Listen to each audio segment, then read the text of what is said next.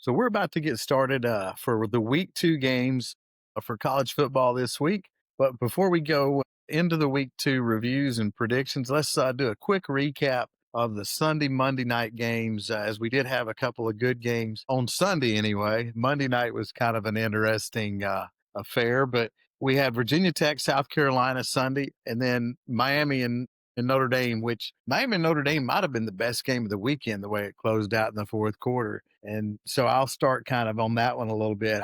I thought that was a really fun game to watch. Beck played a pretty error free game at quarterback, and I think that's why Miami was able to win it. But I will also say that it was really impressive for me to watch CJ Carr and how he turned his game around in the second half. And to me, you saw him really kind of grow into a quarterback leading a team, and the team really responded to him. And they almost came back and won that game. I think Miami is thankful that they won that game in regulation with a field goal, because I feel like if that game would have went to overtime, the way Carr was playing and the way Miami had fought back, that they had all the momentum and probably would have won that game. What do y'all think on that one? Yeah, something that sticks out to me the most is how Miami kind of shut down the Notre Dame run game too, which is kind of, Notre Dame's bread and butter. Jeremiah Love was held to 33 yards. So I really thought, I had Notre Dame winning this game ahead of time. And I thought Jeremiah Love was gonna go off for like 125 to 150, and he hit about a quarter of the low end of that expectation. And it's not just Jeremiah Love. The Notre Dame offensive line is one of the best in college football too, if not the best. So you're exactly right. The defensive line from Miami at the end of the day probably was the difference in that game. Yeah, I thought they really forced Mike Denbrock to change his game plan in the first half, and I think you saw that when they finally adjusted, when they finally started moving the ball with Carr, and yeah, they took Love out, but I think they looked really good in the third and fourth quarters, and like you said, Kevin, I think Miami would have been in trouble if they'd have gone to overtime. I agree. I gotta tip my cap to the Miami coaching staff though. I Going into the game, I thought that was where Notre Dame had a distinct advantage was coaching staff wise, but Miami came up with a great scheme on both sides of the ball to keep Notre Dame's offense in check, and then to get yards and get points on that Notre Dame defense. So kudos to Mario Cristobal and the Miami coaching staff. It didn't seem out coaching Notre Dame in this one, but they sure did, and they got out of there with a victory. I was very impressed with the freshman wide receiver for Miami. He was really impressive. And there was a C.J. Daniels sighting with that one-handed grab as the early nominee for Play of the Year. Did any That catch was a grand total of one more touchdown than he had in all of his time at LSU last year. So good for him. did anybody see Michael Irvin's reaction after that catch on the sideline? Yeah, that was Yeah. funny. That I was. So the other game Saturday, or excuse me, the other game Sunday turned out to be a pretty good game, even though South Carolina pulled away at the end. But for 3 quarters, the Beamer family matchup between South Carolina and Virginia Tech was a good game, and much closer and much tighter than I expected, until that punt return kind of changed that game and opened it up and gave Virginia Tech a little room. Anybody got any thoughts on that one? Yeah, I Oh, think South Carolina found a true wide receiver one with Nick Harbor.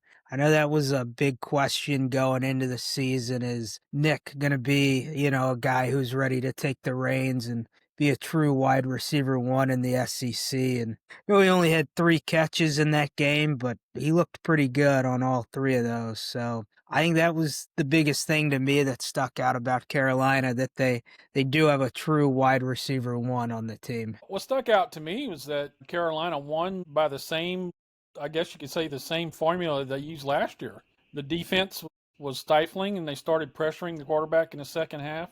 Turned the ball over a few times, and of course Sellers in the fourth quarter just kind of took over. Yeah, it was a good showing for Lenora Sellers and the Gamecock offense. Harbor is a legit number one. We know he's got world class speed. So that was good for Cock fans to see that. We'll see how it goes the rest of the year for him, but survive and advance. They got out of there with a win in week one, and that's all you want to do is keep moving. I know South Carolina lost a lot on defense last year, and I know there's some questions coming into this season. Again, I'm just a big fan of Clayton White, and I think he will be the strength of their team. I was disappointed in the offense under Mike Shula.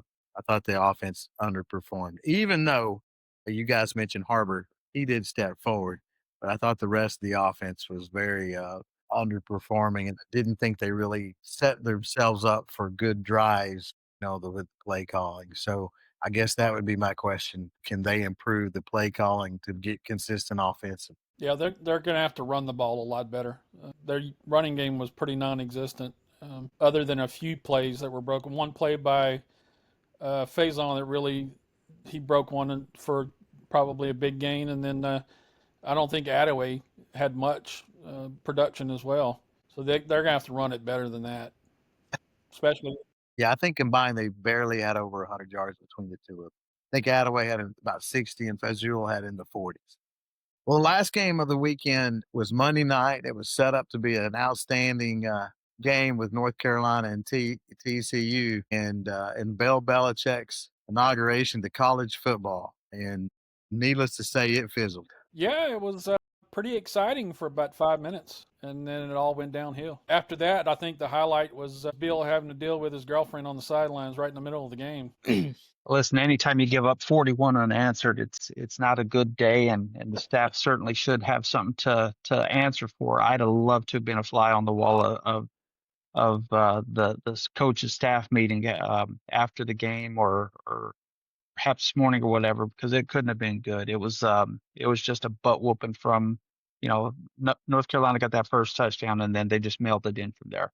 I didn't expect them to win the game, but I certainly expected them to look like they wanted to be there, and that team just looked like they gave up immediately once they got punched in the mouth. So you expect better out of a Bill Belichick coach team. So it'll be interesting to see how they rebound from that. I think Yeah, I think it was a gauge to let Belichick know just how far he's got to go, and he can't be pleased with that because he's not a young guy. So I don't know how long he's going to last in Chapel Hill if he's not building this team quickly.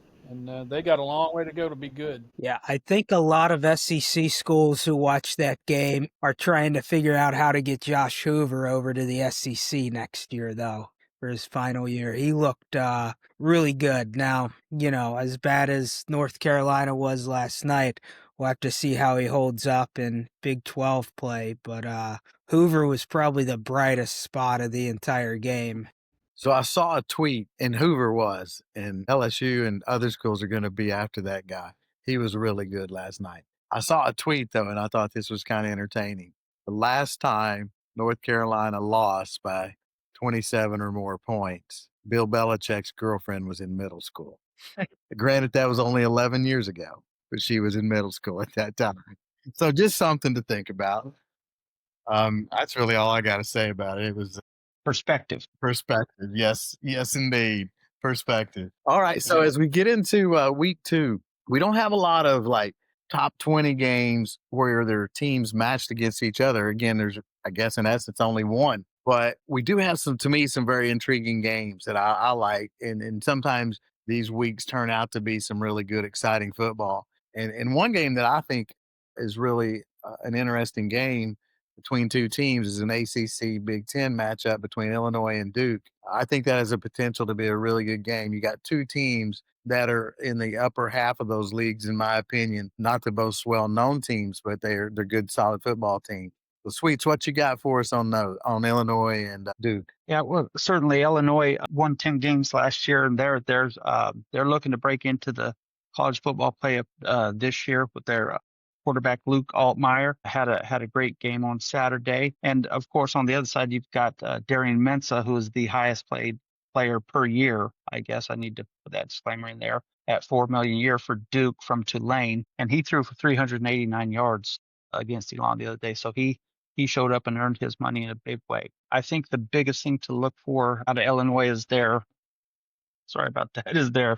defensive staff and their ability to put pressure on the quarterback and control Duke's running game. Mensa is somebody who can do it all, and it's going to be really important for Illinois to keep him in check and keep him in the pocket and control that ground game as well. For Duke, after their big win last week, they're looking to go 2-0 for gosh, I can't remember the last time they went to. It could have been last year, but they expect to give Illinois all they want.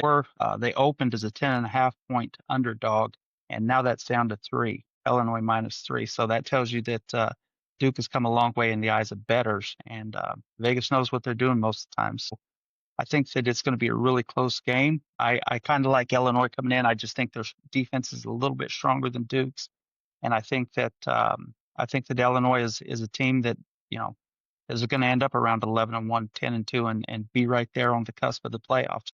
What do you guys think about that? Yeah, neither team played great competition last week, but I'm rolling with Duke in this one. Duke gets a home game. I think Mintz is going to be the difference maker in this game with his ability to run and his ability to throw. So I'm rolling Duke to win this game by a field goal. I'm going to go with Illinois. I think they're going to be more physical. So this is interesting. So we got kind of a split going here.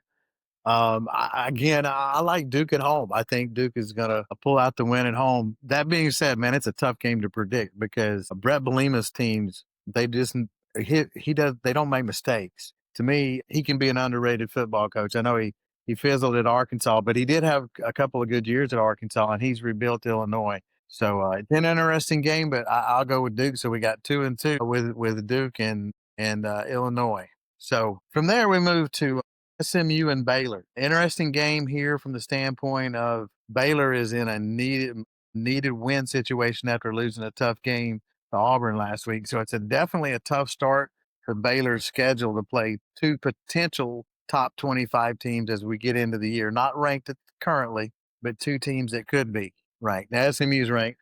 Auburn last week wasn't. So I really like this game. I think it'll be a great, entertaining game to watch.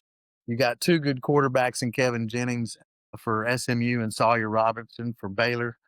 You have the SMU's offensive line, which is very experienced and good. And they also have running backs that have played a lot. Derek McFall, TJ Harden, LJ Johnson, and Kamar Wheaton. And so they just got a lot of guys that can play offensively. And then from there, you also look at the last weekend, Baylor's defensive front got manhandled.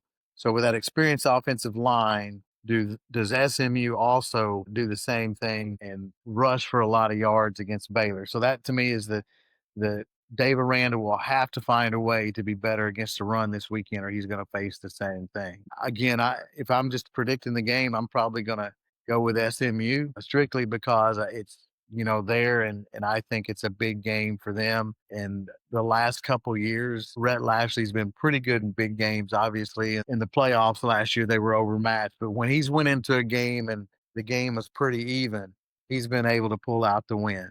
So what do y'all think? I Yeah, I like the think match. Go ahead, Daniel. Yeah, I think these 2 teams on paper are pretty evenly matched. I'm with you though. I'm picking the home team again in SMU. They're given 3. I think this game could end up being a push, another field goal game. Maybe they win by 7-10. As much as I like Dave Aranda as a head coach, I don't think Baylor has it this year. I would agree with you, Dmac.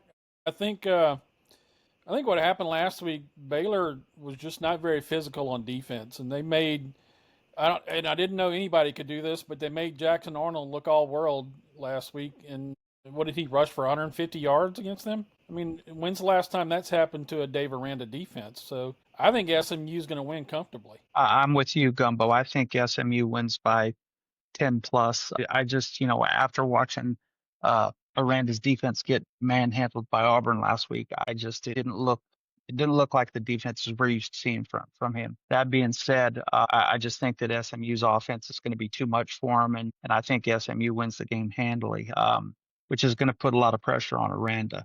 Like I said, we all love him at his time at LSU. He did a great job for the Bayou Bengals, but running your own ship is a different animal, and I think that he's starting to feel the heat now, and if they go to SMU and don't put up a good showing, it's only going to get hotter for him down there in Waco. So we're all 4 going with SMU. That's kind of scary. We'll see how that turns out. We may all 4 be wrong. So all right. So next game, we have Iowa and Iowa State. This is a big rivalry game between those two teams. Those two teams, when they play each other, it's always a close, tight game, and the favorite doesn't always win. So it's going to be an interesting game. May not be very high scoring, but if you just want to watch a competitive game, Throw out the Yeah, records book when absolutely. those two get together, right? that's right. Yeah, the Cyhawk rivalry, and I'm gonna tell you, I listened to Matt Campbell talk today, and yeah, he's got a little bit of Nick Saban in him, and I'll read a quote from him to you guys. You respect the rivalry and how big it is, but this is about our process, and it's about how early in the season it really needs to be about us. So I like that. He's taking the game in stride, not making it too big of a deal this early in the season. But my sports editor at the Ruston Daily Leader, Matt Bellinson, is an Iowa State grad. So I asked him, "Hey, what about this rivalry that you can tell me that I wouldn't know just right off the hand?" And he said, "Well, they've met every year since 1894, and since there are no pro sports teams in Iowa, this is it. This is the biggest game of the year in the entire state." So shows you that how important this game is. I'm kind of surprised they're playing it this early in the year. But anyway, last week it was Iowa looked kind of mediocre against Albany and didn't really look great. Of course, it was their season opener. And Iowa State played its second game last week. We all saw them in week 0 go over to Ireland and beat Kansas State by a field goal. And then they beat South Dakota 55-7 last week. So to me, it's a big game. It's a rivalry game. It's going to be close because they're always close. But for me, anytime you have a quarterback named Rocco, that's who I'm going with. So I'm going with Iowa State 2020. And Rocco won that game against K State. Obviously not by That's anything, right. but scored that touchdown at the end to win it. One thing you mentioned is the fact that they're the only show in Iowa that both these teams are. They don't have a pro team. From going to school in the Big 12, those fan bases are great fan bases. I mean, they show up for their teams, and they don't even have to be good, and they turn up because it's all they've got. So that for that part, this game is always an interesting game to me. I will watch it, and just because I appreciate their fans and how passionate they are about their schools for both of them. All right, so to close out the kind of the non-conference games in week 2 that are pretty interesting, we have Daniel's favorites for the non-power 4 playoffs, the UNLV Rebels, facing off against the mighty UCLA Bruins, who might need to go play North Carolina, and we can see which team will get a win. But anyhow, so Daniel, tell me how bad Vegas is going to beat the Bruins. Yeah, so they have the line UCLA's a 2.5 point favorite. If we go back to the spring and Joey Aguilar is still the quarterback for UCLA, I may like them in this game. But with Nico at quarterback, 11 of 22 last week against Utah, I am rolling with UNLV for I'm gonna say 34-21 game. UNLV's gonna set the tone. Jaden Thomas, their running back, he's got a little over 200 yards and 4 touchdowns through 2 games. And then they've got 2 really good defensive backs in LaTerrence Welch, who's got 2 picks on the season, and Amaris Brown, who's got 2 interceptions, both transfers for them. So I love UNLV in this game. I think they're really I don't know if you can shut down the UCLA passing game any more than it was shut down last week. But I think about 165 yards through the air for UCLA this week and a big win for UNLV. And I don't know if beating UCLA gets you to number 25 just yet, but they'll be knocking on the door of the top 25 after this one. Well, the Well, Rebels are 2-0 right now after wins over Idaho State and Sam Houston. So they're doing all that's asked of them. UCLA is in trouble. It's obvious that Nico is not the quarterback that everybody thought he was. How impressive he ends up being throughout the season. I think we got to go a little longer to see him.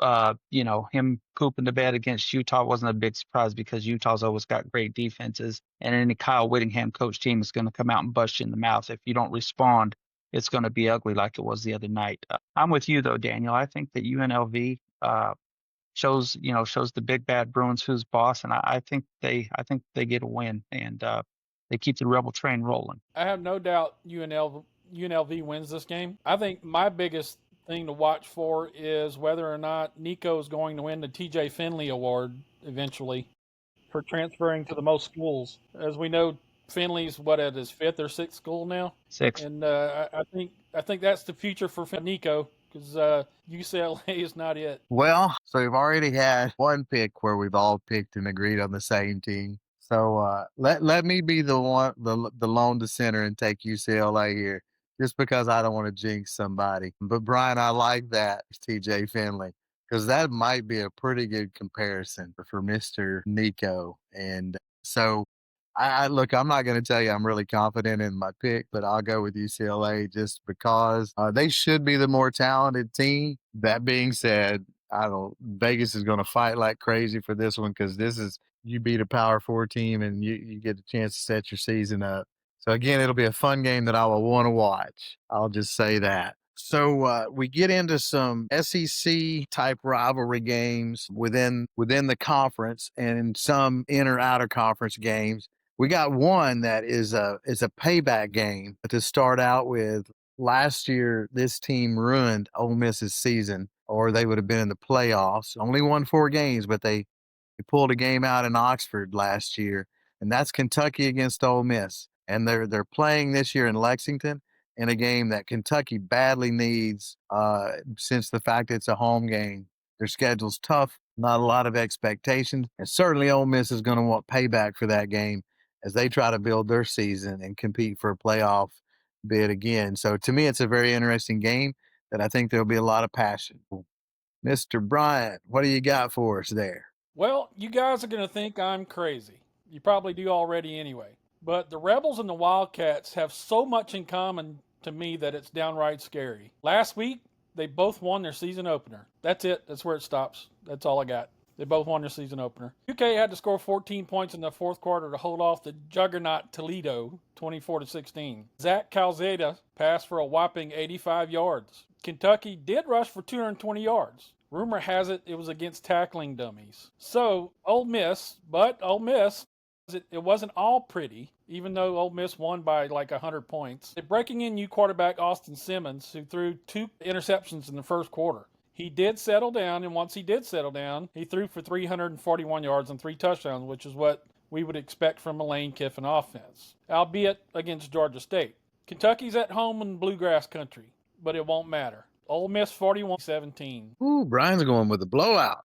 Ryan, I'm in the same boat with you. I don't think it's going to be 41-17. I'm going more along the lines of 51-10 or something like that. I just don't see. I see Lane getting an opportunity to beat down an in-conference opponent, and as Lane loves to do, he's always going to take advantage of that. I just don't think Kentucky has the horses to even be remotely competitive with Ole Miss this year, and I think that Ole Miss just lays the wood to them. It's going to be ugly. Yeah, I'm on the same page. Ole Miss is a 10.5 point favorite. The over-under is at 50.5. I love Ole Miss giving 10.5 and 50.5 for the over. So not that I think Ole Miss is great. I just think that little of Kentucky this year. Yeah, you take those points anytime, man. They'll cover that by the second quarter. So nobody has any confidence in Kentucky at all in the group. But I'm going to say this now. I have a little bit. I really think that this is going to be their season. Again, with the way their schedule sets up, they've got a lot of tough games. So I think this game means a lot to them. And I look at Austin Simmons, and I'm not sure he's ready yet to just be a top level quarterback. He threw 2 interceptions last week against a team that's, not very good. So I look at Stoops and his defense. He coaches defense pretty well. So I think he'll mix some things up and cause Simmons to struggle at times. I think Ole Miss wins the game, but I'm gonna go more close to that spread line. I think Ole Miss wins the game 20-17, something like that. So they may barely cover the spread, or they may Kentucky may stay within the spread. But I think this is going to be similar to last year in that it's a competitive game to watch. Whether Kentucky wins or not, I wouldn't say that, but I think Kentucky's going to play them close. So moving from there, we have Kansas and Missouri. And again, we talked about Iowa and Iowa State earlier. And there's not 2 teams that from that old Big 8 that had more against each other than Kansas and Missouri. Oklahoma State was a big rivalry, but the nation may not understand how big a rivalry Kansas and Missouri is. But I can promise you, those fans from those two states do, and they hate each other. It's very similar to Auburn, Alabama, and the hatred that they have for each other. So I'm excited about this game because I think you have two quality teams going against each other, and this may be the funnest game to watch of the weekend, in my opinion, because you have two talented teams. Jalen Daniels is going to lead Kansas, who's 2-0, and giving up only 14 points so far. Granted, it's Wagner and Fresno State, but Fresno State is competitive usually. And then you flip that over there. Missouri scored over 60 last week against UCA and looked pretty good. And again, Missouri's got a lot of talented skill position people, so they're good. And I think this one comes down to, can Prabula play well like he did last week against the Kansas defense that has some experience? They won't be elite, but they're experienced and again playing pretty well, only giving up 14 points in 2 games. So I feel confident in Jalen Daniels' play. We've seen him for 3+ years. This is year 4 for him. I feel confident he's going to play well. And Pravula play well and lead Missouri to a victory. Because it's at home, I'm going to go with Missouri. But I will tell you, part of me is pulling to go with Kansas. But I think it'll be a 31-28 type game where both offenses are going to move the ball and it'll be fun to watch. I enjoy the Jayhawks, but they're still more of a basketball team with Bill Self, even though Leopold's done a great job making them relevant in football. What do y'all think? Yeah, I like Kansas in this one. I like Daniels at quarterback.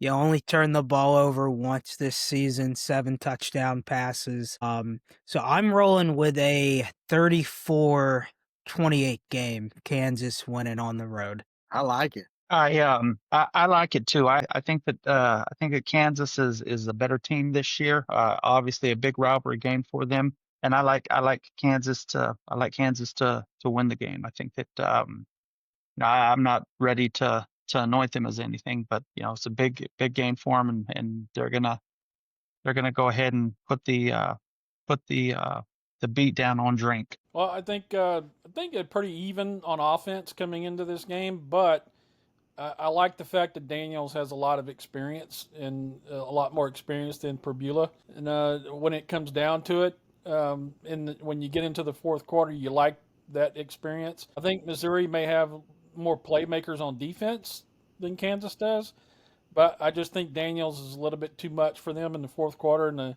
I think they win by a field goal. Good stuff. So we move from there to a game that is a trap game, in my opinion, with Florida and South Florida. Florida has LSU September 13th in the game that goes to Baton Rouge, and it's a huge game for both teams. But this weekend, they're going to host South Florida. South Florida coming off a big win against Boise at home. Can they ride that momentum into Gainesville and play the Gators tough, maybe possibly get an upset? Anybody got any thoughts? Yeah, so the only thing I don't like about this game is 17.5 points. I think Florida wins this game. I think USF, keeps it close for probably a quarter and a half or up until halftime. Florida's going to be a little distracted. USF's going to be playing with a little extra adrenaline after beating Boise last week coming into the swamp. But Florida's going to be too much for them. One thing I do want to see Florida do, though, is really set the tone early on offense. DJ Lagway only played about a quarter and a half, maybe up until halftime week 1 because they were blowing Long Island out so much. But I want to see the defense have a little more intensity too. They didn't record a sack against Long Island last week, so I think they really need to step it up. I do have Florida winning this probably, 28 or 35 to like 17, 21. So going to be right around that 17.5, but this is probably one game I'm staying away from this weekend. I think Florida wins the game. I think they cover. I do think it's a game that Lagway is going to have to play 4 quarters in, though I don't know that they'll have the luxury of getting him out of there at halftime. Florida should be able to run the ball against South Florida. use misdirection. South Florida's got an attacking defense, and by using some misdirection, they can catch them cheating in a lot of cases. And the Gators also want to show off true freshman wide receiver Vernell Brown III, who set a freshman record for receiving yards for the Gators. So Florida's always got ballers at receiver, and this is the latest one in a long line of great Florida receivers. So I'm looking for him to continue his week one performance and have another great game against South Florida. Yeah, I think this game's going to be close in the first half. Look, I think Florida will come out a little bit sluggish just because they're looking ahead to next week. And I think South Florida's still riding high, and I think they'll have that momentum going into this game. And I think by the time they start singing Tom Petty songs in the stands, I think it's going to be over in the second half because I think Florida's physicality, especially on defense, will just take the game over. I think they'll win it. I think they'll cover, and I think it'll be easy in the fourth quarter. So again, I'm a huge Alex Golesh fan from South Florida. To me, he did a great job at Tennessee, and even though Tennessee's offense is still good, I think it was on another level when he was there. I don't think that South Florida is going to beat Florida, but I do think it'll be competitive. I liked him last week against Boise. I like him to keep this game close. Again, it's a trap game. Florida's got a lot they're looking forward to, and that they're going to try to get the team's attention to let them know that South Florida is a competitive team. But I think it's going to stay within that 17 and a half points. And I'm really interested to see, will DJ Lagway play, a full game? I think that is, to me, a storyline for the season. Every time you turn around, whether it be scrimmage, practice, they're resting him. So what happens when he has to go into the fourth quarter and play a full game? Is that shoulder become an opportunity? So we'll see. Again, I like Florida to win, but I think it'll be about a 10-point game, and it'll be a very competitive game throughout. Moving from that, we go to a very interesting game that for Mississippi State and the Bulldogs, a game that to me they have to have if they want to have a shot. They host Arizona State. Arizona State beat them last year at home, and Arizona State have aspirations to repeat as Big 12 champions and make some noise in the playoffs. So both teams have a lot on their minds in this game because it's going to be an important game for postseason in different ways. Mississippi State for a bowl game, Arizona State from a playoff standpoint. Dmac, what you think? Yeah, regardless of what happens in this game, Mississippi State is not going to a bowl game this year. No, but I think this is a good chance for Blake Shapen to either step up or sit down. I know we're only in week 2 of the season, and the stats last week look a lot better than they really were. I was not impressed with Blake Shapen last week. He was still 26 of 34, so the numbers look better than they were. He was really only hitting shots on busted coverage, made some weird decisions that receivers kind of bailed him out of. So Arizona State's giving 6.5 in this game. I think Arizona State covers pretty easily in this one. Sam Levitt's going to be trying to have another great season. So I just think Arizona State, even though it's in Starkville, is going to be too much for Mississippi State to handle this week. Yeah, I don't think the cowbells are going to be clanging too loudly in this game. I like Sam Levitt. I just like the way the guy plays the game.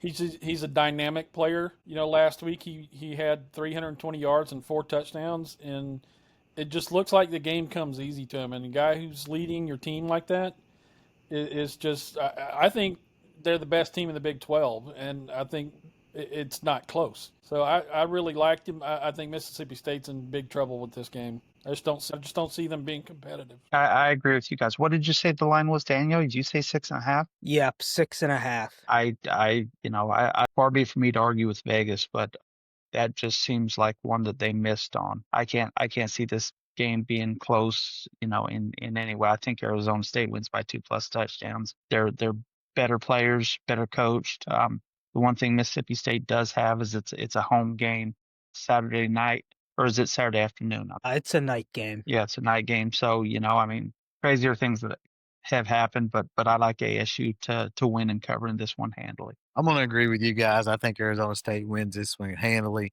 I love Kenny Dillingham as a coach. I think he's an up and comer, and Sam Levitt's one of my favorite quarterbacks to watch too. So I think Arizona State's going to pull away from this game. And like you said, Dmac, I don't think Mississippi State's probably going to a bowl game. But hey, they can put the hope out there and see what they do in this one. So moving from this game, we have it's the one game with two top 20 teams this week. You have Oklahoma and Michigan. And so if you look at the two teams historically, they got great tradition, won bowl games, won national championships.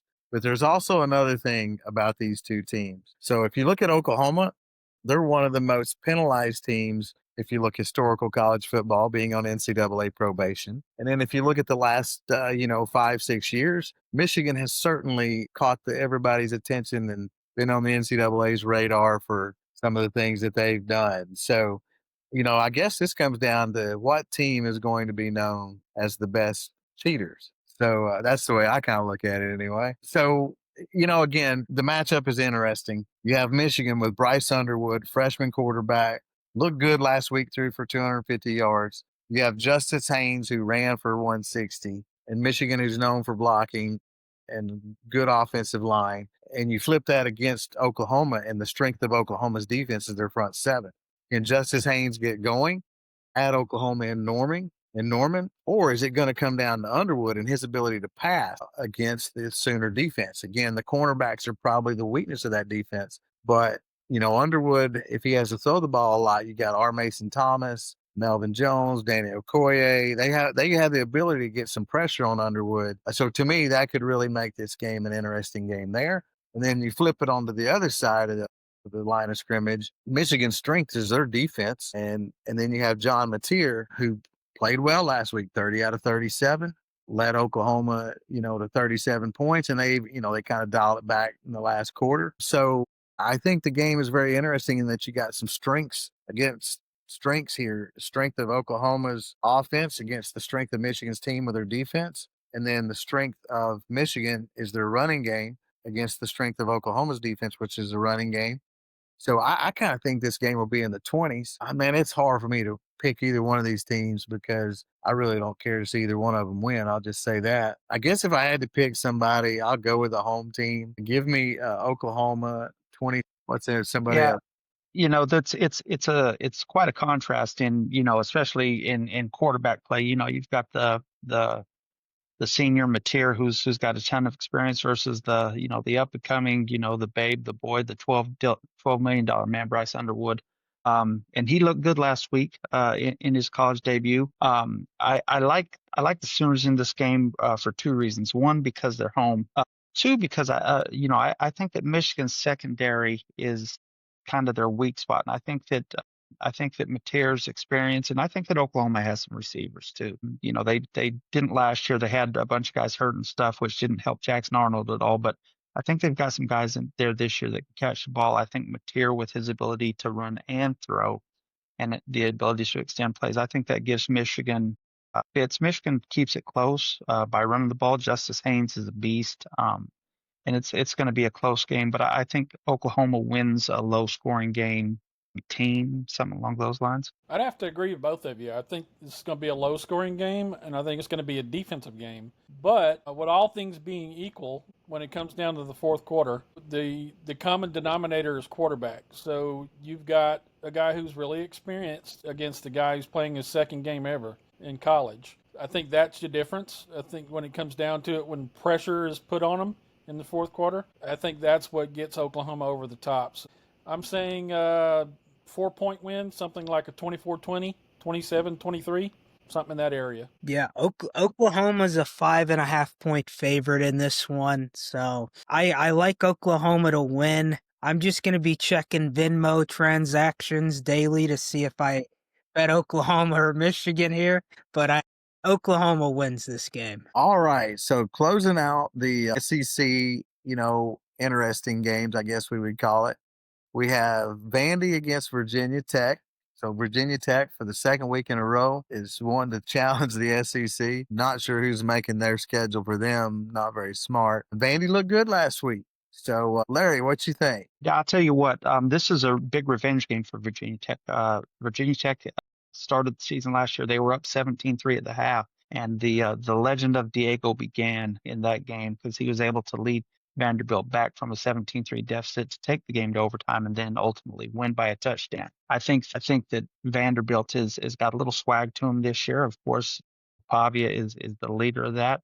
They're not scared of Virginia Tech. Certainly they've proven they can beat them already, and I think that they beat them again this year. Now Virginia Tech's got Kyron Jones, beg pardon, who's a great dual threat quarterback, and while he threw for over 300 yards against Vandy last year, Vandy's going to look to keep him contained running the ball. They're going to look to try to keep him in the pocket and limit his scrambling ability because that's where he's going to hurt him the most. Defense wise, Virginia Tech had a top 20 unit last year, but Vandy was able to score 31 points after the half on that defense. So they know they can have success against them. I think that Vanderbilt prevails in this one. Yeah, I'm rolling with the home team here.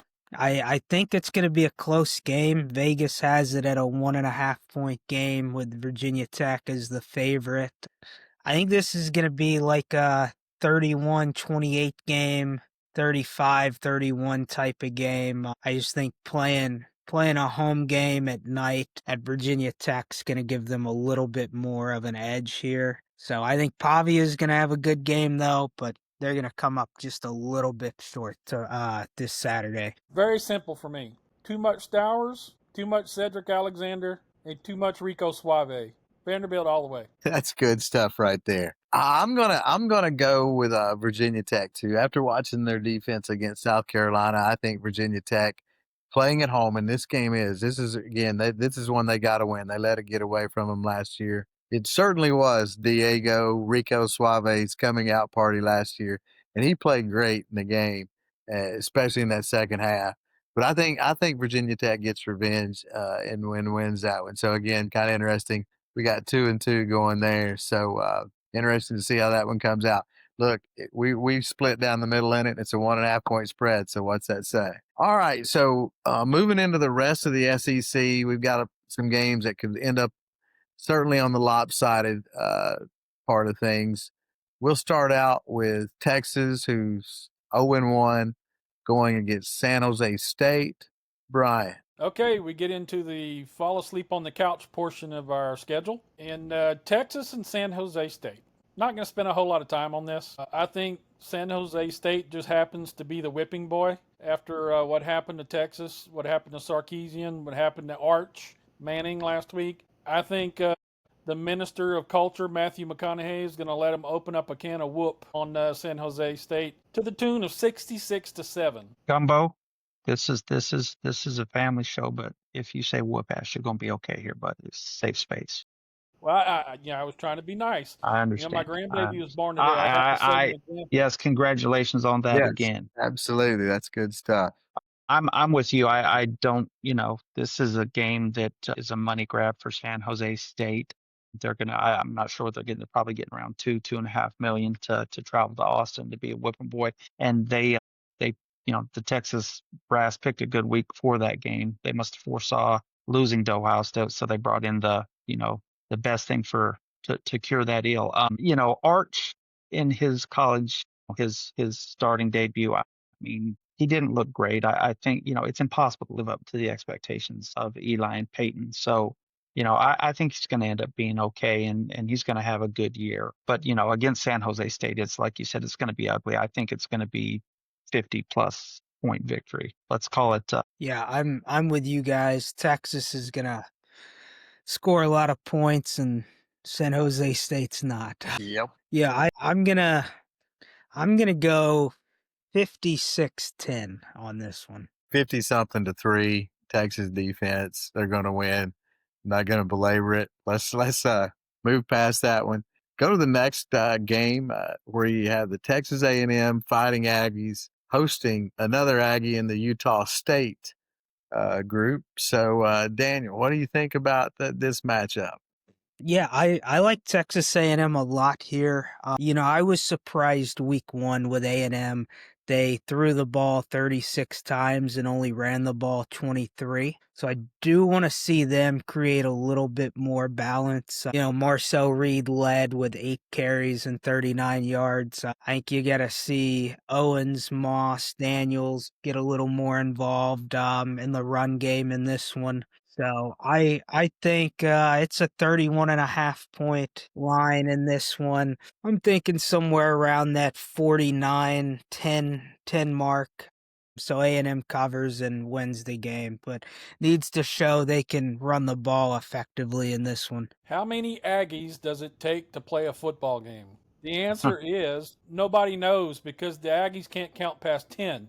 Anyway, we'll go with Texas A&M. It's not going to be close. I think Texas A&M will come out and give the fans what they want, and it'll be a blowout. I don't even know what a score will be. Yeah, listen, Utah State, this is a money game for them too, but it also is a stage for some of those players. Don't be surprised if there's not a guy or two who shows out this game and gets some love for a little bigger stage to play on next year. I just don't see them having the horses to keep up with A&M though.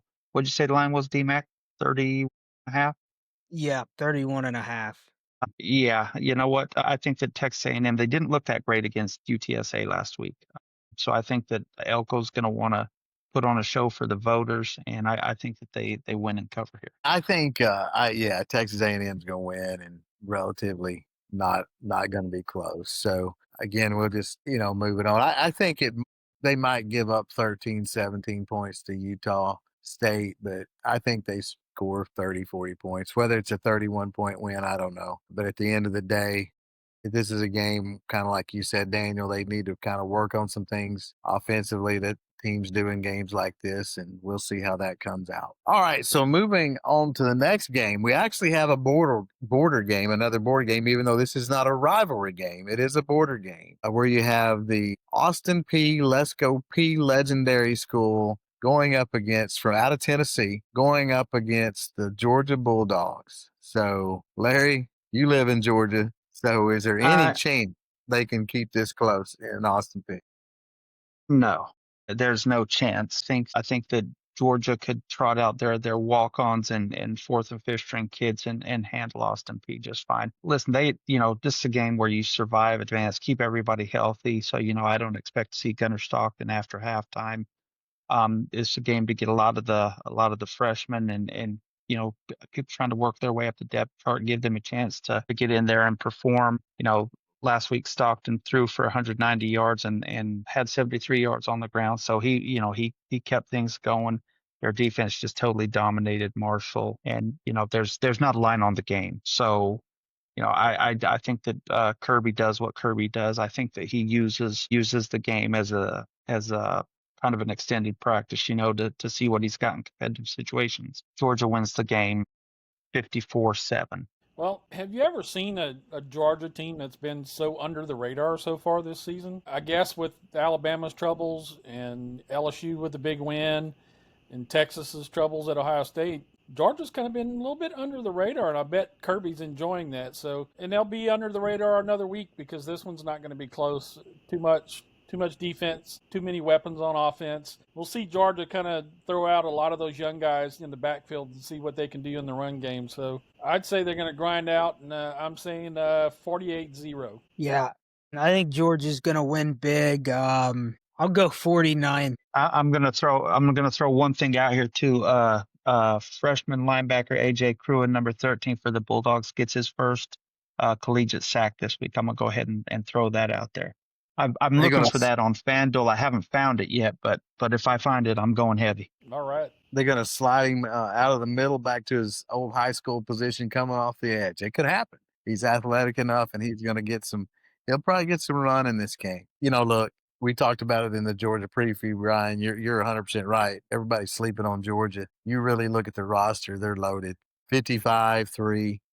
Georgia wins. So the next matchup we have in the SEC is an interstate game. We actually have a couple interstate games here, like 3-4 interstate games coming up in the next 4 games that we're going to look at. And so the East Tennessee State goes against Tennessee this weekend in Knoxville. Tennessee was a little bit shocking last week in that their offense played really well, put up 40-plus points against Syracuse. Larry, can East Tennessee keep Tennessee off away from 60. That will depend on how good a mood Josh Heupel's in. I think that Tennessee actually has a quarterback in Joey Aguilar. He looked as good as Nico did at any point last year. So let me start off by saying that, and good for Tennessee not allowing the Alieva family to hold the program hostage like they tried to. Karma comes back to get you, as the running Ute showed young Nico the other night.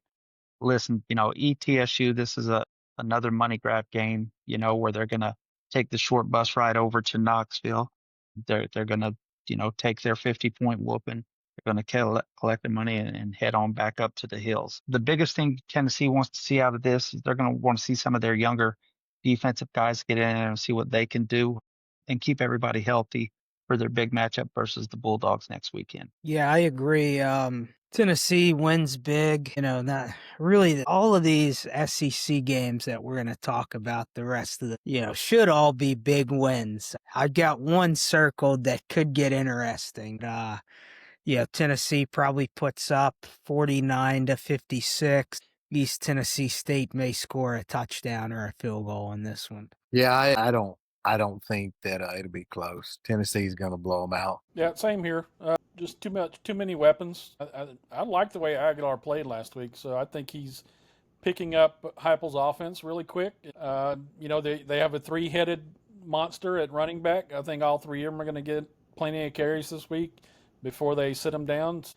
Yeah, I'm thinking a 50-point win. Agreed. So the next interstate matchup to me is an interesting one, simply because one of these schools would never play the other when the athletic director, who's no longer the athletic director, but he just flat out would not play this school because it was an interstate game in any sport. And he made it be known. He did not want to divide the state's fan base. He wanted the fan base to support the state school, and all the money, all the recruits, and all that would look at that school as the state school.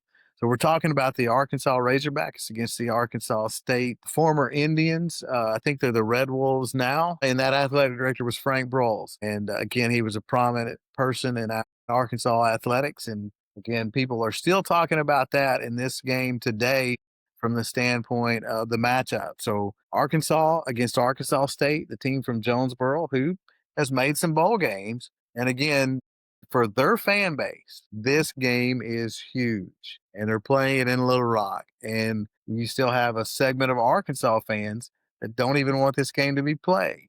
So Daniel, what do you got for us in this game? Yeah, with the name change for Arkansas State, their new mascot, they're the Red Wolves, but if you look at that mascot, it's a crying wolf, which is very similar to their coach, who's a crying coach. So I think the Arkansas State players, fans, staff are going to be crying after this one. Taylor Green coming off a great game last week. I think Arkansas easily covers the 23.5, and I don't think Sam Pittman tries to keep this one any closer than that to keep some good grace within the bloodlines up there in Arkansas. So I think a 42-6 game in this one. Being married Are they really?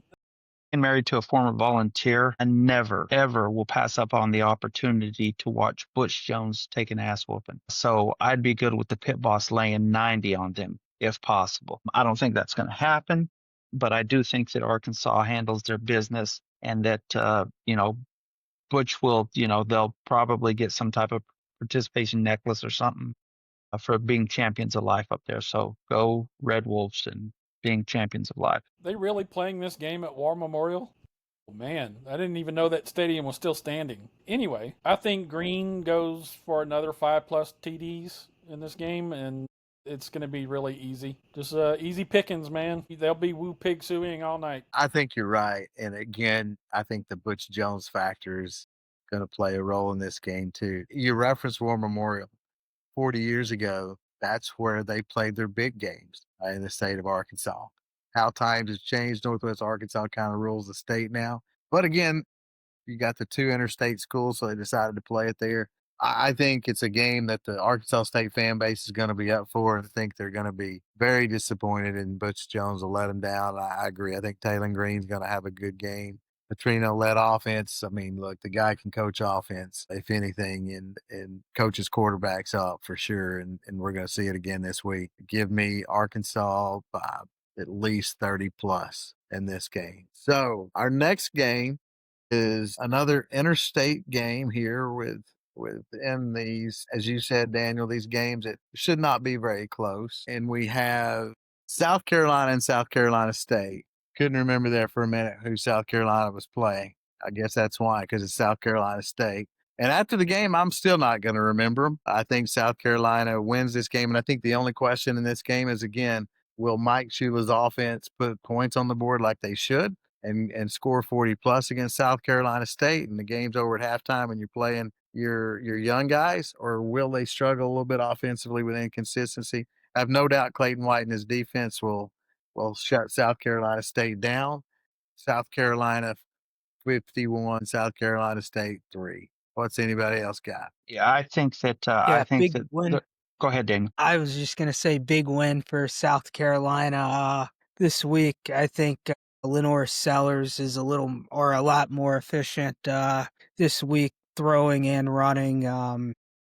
Probably a 45-point win for the Gamecocks this week. Yeah, I don't see it being close in any way, shape, or form. And I think that they're going to want to get Sellers' stats padded because they are still wanting a Heisman run over there in Columbia. So I think that they're going to do all they can to make sure that he has a great game. And he probably, if he doesn't play the whole game, he probably plays into the fourth quarter anyway to pad his stats. And I think they win the game by 40 plus. I look for South Carolina to take quite a few deep shots, especially in the first half. I think they're going to stretch the field just so they can see who they can depend on other than Nick Harbor. I think Mazeo Bennett is a guy that they need to get involved in the offense because you can't go with wide receiver one and then nobody else. So I think by halftime it'll be over. They'll slip their starters. They'll have their stats, and everybody will be happy in the caboose. I really like that Mazeo Bennett point there. I think that's a really interesting point to this game. The only interesting point, but I like that one. All right. So from there, we have a matchup between this that will tear at Brian's heartstrings here. We have his local community and hometown favorite, Louisiana Tech, versus LSU, who's coming off a huge win against Clemson. And can they stay up for this game too? Again, kind of a trap game in between the Florida game. So obviously, Brian is the one that should be able to lead this game off and call it out. So, what do you have for us? Well, it's the battle of Brian's loyalties in Baton Rouge Saturday night. You got the team I grew up loving in LSU versus the team where I received a fantastic education at Louisiana Tech and where, frankly, I have my paychecks mailed to my house. In the last two meetings in 2009, 2018, Louisiana Tech was within striking distance heading into the fourth quarter both times in Baton Rouge. Both games, LSU kind of pulled away in the fourth quarter to win 24-16 and then 38-21 respectively. I'm going to be very blunt.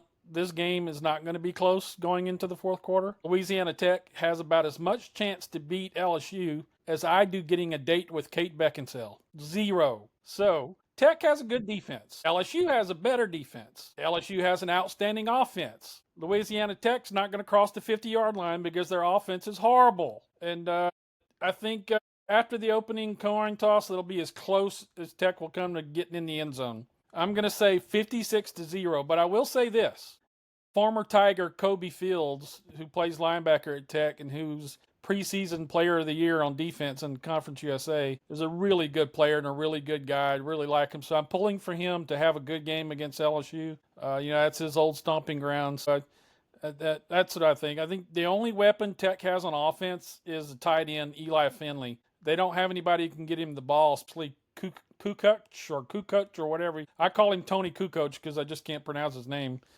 They just, for a team that runs the air raid, it's more like a can of raid. They just can't get anything done. So that's the way it's going to be. I'm calling it LSU 56, Tech 0. Yeah, I like LSU a lot in this one too. I think LSU wins big, and hey, Kate's single these days, so never say never. Well, So listen, you're saying there's a chance. I hope Kobe Fields has 60 tackles because somebody's going to have to make them, right? So why not him? Listen, the fighting Cumbies have no chance here, and if the game is close going into the fourth quarter, people will be throwing stuff at Brian Kelly on the sidelines, and rightfully so. This game should be a blowout from the jump. And it should be a game where we have it in hand by halftime, and we're able to rest who we want to rest, and the coaching staff is able to see who they want to see in preparation for Florida next week. Is you don't want to look ahead, but LSU should really not have any trouble handling and Louisiana Tech this week. And I've got it. I'm going to go 51-3. I don't think they're going to shut him out. I think be it turnover, some funky special teams player, something. I think Louisiana Tech. They don't pitch a shutout this weekend. 51-3. All right. So in our preseason preview, I loved LSU's defense. They showed why the other night. So I'm going to call for the shutout because I think those guys have a lot of senior leadership across the whole team. But that defense man, they really played on a mission the other night, and I expect them to again this weekend. I just think we're going to see that week after week this year. I know you only gave me 3 points, but give me LSU 51 Tech with the big goose egg, and then that will move us to the Ball State Auburn game. Again, it's going to be a lopsided game, but to me, this is a really interesting game. Jackson Arnold did play well last week against Baylor, but he did it with his feet and with that receivers group that he has with Singleton, Coleman, Simmons. We expect at some point the passing game for Auburn to be relevant to their team. So I think this is a game that they have to work on that passing game, and they have to expect Arnold to have some success against Ball State. So to me, that's the really interesting part of this game. Other than that, I think Auburn wins. Auburn's offensive line was dominant last week. They will be again this week. At the end of the day, if they struggle a little bit early throwing the ball, they'll just do what they did and run and score. So, I think we'll see a 41-10 game. But I want to see if Arnold has, a 60% passing game, 250 yards to go along with the rushing. What about y'all? Yeah, this should be an easy one for Auburn. And I think that the Reverend he has them going. They'll be fine. They'll win this game by a ton. They'll be able to get the kids out that they want out. Mid late third quarter. Ball State just doesn't have any answers for Auburn. It's not close. Yeah, I'm gonna go simply. I'm gonna say 42 rolls of toilet paper against 7 rolls of toilet paper. Yeah, you know, Ball State, one thing I will point out about their alumni is they do have 3 former Miss USA competitors who have graduated from Ball State. But they're not going to win this pageant this week. So Auburn, I think, probably another 50-point game for Auburn, like most of the other teams we've talked about here the last few minutes. And I'll give Ball State 10 points. So That's a good fact there, Daniel. The fact that they Miss USA's come from Ball State, from the state of yeah. So all good stuff there. All right, so we close out the week with a game that means a lot to one fan base. That fan base is a little tormented this week, and they're struggling. I've got some buddies that are texting every day in our group text, and they're trying to sort it out mentally. They don't really know where they're at. We have the University of Alabama competing against Louisiana Monroe. Does 2007 come back and hit us again, or does Bama get back on their feet? In another scenario, I'd say yes, there's a possibility of that happening. But this week, with the elephants licking their wounds, there is no way it happens. Listen, Kalen DeBoer, we talked about it last week.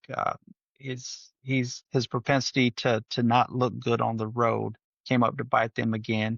As we talked about, we knew that Castellanos would give the Bama defense trouble, being a dual threat kid. But Bama just doesn't look the same getting off the bus. I saw them pregame and stuff, and they look bad. They look sloppy. I mean, this doesn't look like a Nick Saban Bama team. And that's something that really shocked me, is that how much that has dropped off so far. And listen, there are a lot of people within the program who have talked about it. There are a lot of unhappy people over there, and for good reason. But this week, Alabama gets a chance to make everything right, and they hammer Louisiana. I'll go 45-6. yeah, I don't know if Alabama starts walking again after this one. I think they probably win by 3 scores in this one, and instead of crawling, they've got a crutch and at this point after this game. But I think there's going to be a lot of intensity from a not so good ULM Warhawk team to kind of, try to relive that 2007 season for at least the first 15 minutes of the game. So I just don't have much faith in Alabama this year. Well, And there's a lot of trepidation in Tuscaloosa this week, and I think it's because the fans, Alabama fans, saw what we did and what we all talked about during the game. Was that there were three things that we saw that you would never have seen under a Nick Saban team. One, the defense was slow and slow to react. Two, they didn't have a lot of team speed to me. And three, there was just no intensity at all against Florida State. And you would think a big game in a big stadium in the opening week, they would have been up for that game, but they weren't. And so it's not going to matter this week. I mean, in 2007, UL Monroe was the Indians. Now they're just the Warhawks. It's just not tough. So I don't think they can pull it out.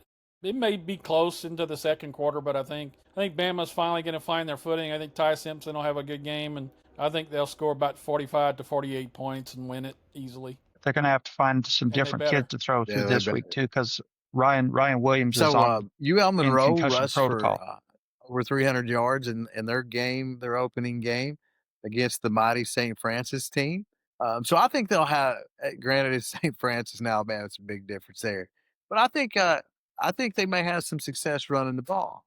The linebackers from Bama didn't play well, and certainly Florida State had plenty of success running the ball with 236 yards rushing. Won't be a close game. Bama will beat them, 30 points plus. But again, I think it's going to be, if you're a Bama fan, does your team play physical this week? Can they stop the run? Can they shut that down? I'm telling you, ex-Bama players were all over Twitter today. Alphonse Taylor, Trent Richardson. I can't repeat what he said on Twitter today, but he made it clear where he thought this team was mentally. So there's a lot of things being said in that state right now. And so this weekend is a very important game to them. Leading into a game 3 weeks from now against Georgia, we're going to see that fan base between now and that September 28th timeframe. They are going to just be out of this world, beside themselves over the week. Yeah, it's definitely not if they win, it's how they win is going to be the big question this week. Absolutely. Well, that's it for all the games that we looked at. Good many games today, and we kind of went down some rivalry games, some interesting SEC games, and then obviously that group of lopsided games. Again, maybe not your top 20 matchups this week, even though you do have Oklahoma, Michigan tonight. It'll be a great game to watch, but I do think you do have a lot of good games. And, look, we only have 12 regular season weeks for college football, and you add a few buys in there, and I think it totals up about 14 weeks. Goes by quicker than we realize. So everybody needs to step by the TV and enjoy another week of college football because it's the best time of year. Absolutely. Yes, sir. And You for got it, fellas. all those of you listening to this tonight, remember to like, share, and subscribe to us, and send this out to 10 friends for us. Absolutely. Throw some comments in there too. See you next week.